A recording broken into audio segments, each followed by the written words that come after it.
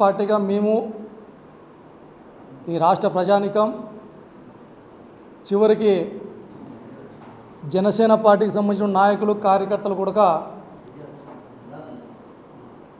పవన్ కళ్యాణ్ గారి గురించి మ్యాక్సిమం మర్చిపోయాం. ఎందుకంటే ఎప్పుడు ఎక్కడ ఉంటాడో తెలియదు. ఈ రాష్ట్ర ప్రజలను ఈ రాష్ట్రాన్ని గాలికి వదిలేసి ఎక్కడెక్కడో తిరుగుతున్నాడు. ఈ రాష్ట్ర ప్రజల పట్ల ప్రజా సమస్యల పట్ల పట్టించుకోకుండా ఏం చేస్తున్నాడో తెలియనటువంటి పరిస్థితుల్లో మనమంతా మర్చిపోయాం అతన్ని. మరి ఈ 3 రోజుల క్రితమే చూశాం, హఠాత్తుగా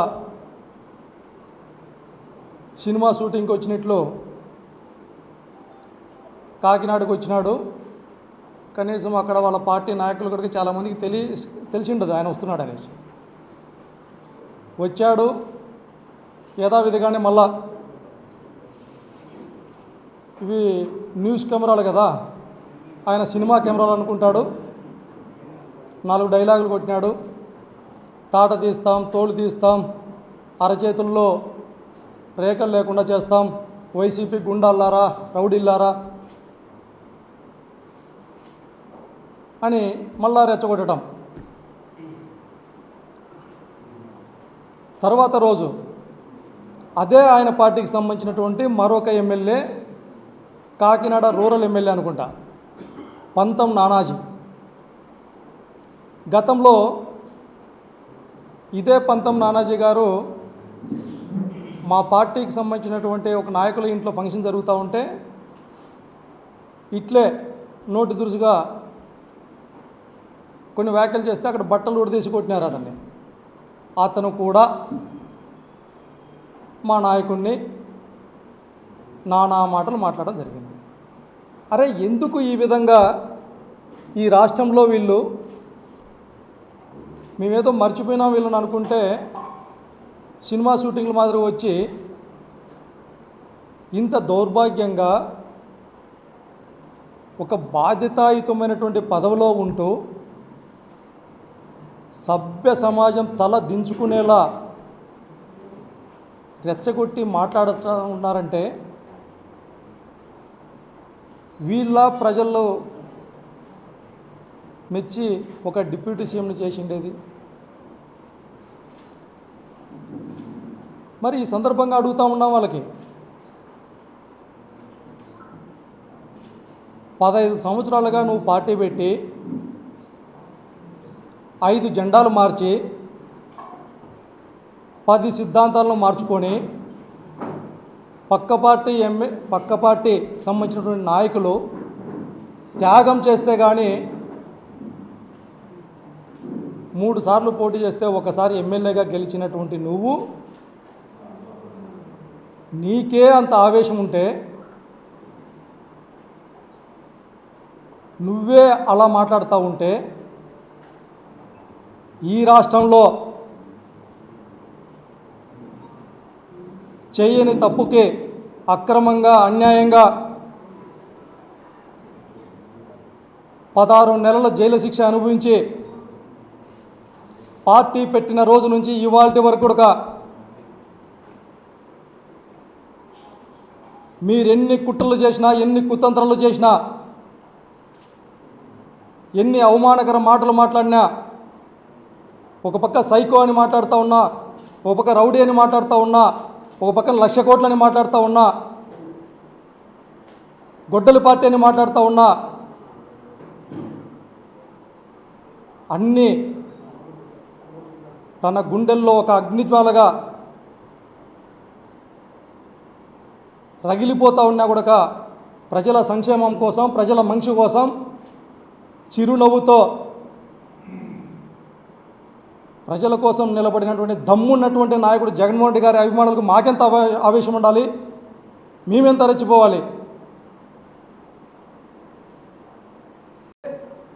తప్పుడు వాగ్దానాలు ఇచ్చి తప్పుడు మాటలు మాట్లాడేటటువంటి మీరు బెదిరిస్తే మేము బెదిరిపోతామా? మీరు భయపడితే మేము భయపడిపోవాలా? ఎవరిని భయపడిస్తున్నావు? ఎవరిని బెదిరిస్తున్నావు? ఎవరి తోలు తీస్తావు? మాట మాట్లాడితే కనీసం నీవు పదవికైనా గౌరవం ఇస్తున్నావా? నిజంగా బాధపడుతున్నాం. ఇంతవరకు మౌనం వహించాం. అరే, ఈ వ్యక్తులు ఈ రాష్ట్రంలో రాజకీయాల కోసం రోజు రోజుకి దిగజారిపోయి, ఇదే వ్యక్తులు ఒకరోజేమో ప్రధానమంత్రి గారిని పొగుడతారు, ఒకరోజేమో విమర్శిస్తారు, వీళ్ళే కలుస్తారు, వీళ్ళే విడిపోతారు. ఒకరోజు కమ్యూనిస్టులు మంచి వాళ్ళు అంటారు, ఒకరోజు కమ్యూనిస్టులు చెడ్డవాళ్ళు అంటారు, ఒకరోజు చెగువీర అంటారు, ఒకరోజు సనాతన ధర్మం అంటారు, ఒకరోజు కులం కావాలంటారు, మరొక రోజు కులం వద్దు అంటారు. రోజుకొక మాట, పూటకొక సిద్ధాంతం. ఇంత చేస్తూ ఉన్నా కూడా కొంత శాతం మంది ప్రజలు వాళ్ళ మాటల్ని ఇంకా నమ్ముతున్నారే అనేటటువంటి బాధపడదాం. మరి ఇవాళ చెప్తా ఉన్నాం, ఈ 2 సంవత్సరాల కాలంలో ఆ కొంత శాతం మిమ్మల్ని నమ్మేటటువంటి ప్రజలు కూడా చివరికి మీ పార్టీ నాయకులు, కార్యకర్తలు కూడా మిమ్మల్ని అసహించుకుంటా ఉన్నారు. మరి మేమెందుకు మౌనం వహించాలా? అడుగుతూ ఉన్నాం ఈ సందర్భంగా. ఇవాళ ఈ రాష్ట్రంలో, ఈ స్వతంత్ర భారతదేశంలో ఒక కన్న తల్లి 40 రోజులుగా కృష్ణలంక పోలీసుల చుట్టూ తిరిగి, అయ్యా మా కొడుకు కనబడలేదు, ఎక్కడున్నాడయ్యా అని అడిగింది. సమాధానం లేదు. అయ్యా ఒకవేళ మీరు చంపేసింటే కనీసం మా కుమారుడి శవాన్నైనా వేయండి అని అడిగింది. కనికరం లేదు, స్పందన లేదు. చివరికి జోలె పట్టి శవం అంటే లేకపోయి కనీసం బూడిదన్నా ఇయ్యండియా అని అడిగింది ఆమె. అటువంటి కన్న తల్లి బాధ మీకు కనబడలేదా, వినపడలేదా?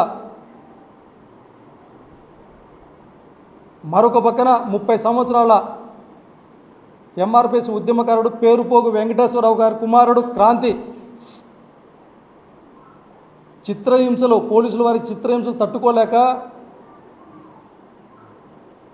చనిపోతే మేలు, మమ్మల్ని చంపేండయ్యా అని చెప్పి ఆత్మహత్య చేసుకున్న పరిస్థితి. నిన్న లేక మొన్న కర్నూలు జిల్లాకు సంబంధించిన గంగమ్మ గారు, ఒక కృష్ణలంక పోలీస్ స్టేషనే కాదు, ఈ రాష్ట్రంలో చాలా వరకు 80% పైగా పోలీస్ స్టేషన్లు ఇదే విధంగా ఉన్నాయి. ఇటువంటి పరిస్థితుల్లో ముఖ్యమంత్రులుగా, ఉప ముఖ్యమంత్రులుగా మీరు ఉంటే ఎంత, పోయేస్తే ఎంత? మాట్లాడితే మాకు అనుభవం లేదు, ఇది మా పరిధిలో లేదు, మాకు చేత కాదు. పవన్ కళ్యాణ్ గారికి అడుగుతూ ఉన్నాం, మీకు చేతనైంది, మీ పరిధిలో ఉంది, మీకు అనుభవం ఉంది, కేవలం జగన్మోహన్ రెడ్డి గారిని ఇష్టం వచ్చినట్లు తిట్టేదానికి మాత్రం మీకు అనుభవం ఉంది. లేకపోతే నిరంతరం నిత్యం చంద్రబాబు నాయుడు గారి పక్షాన, లేకపోతే లోకేష్ గారి పక్షాన గొంతు చించుకొని మాట్లాడేందుకు మీకు అనుభవం ఉంది.